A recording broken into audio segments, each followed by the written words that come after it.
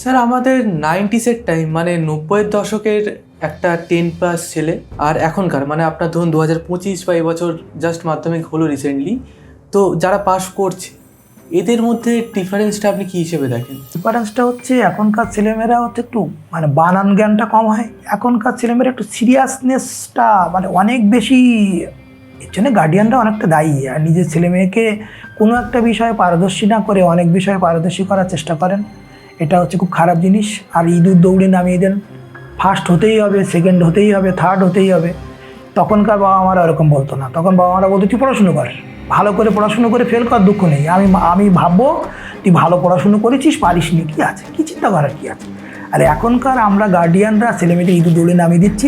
এই ফার্স্ট হওয়া, সেকেন্ড হওয়া, থার্ড হওয়াটাকে আমি প্রচণ্ডভাবে ঘেন্না করি। আমি মনে করি যে এ ফার্স্ট সেকেন্ড হওয়া, থার্ড হওয়ার দরকার নেই, ভালো মানুষ হওয়া জরুরি, ভালো শেখার জরুরি।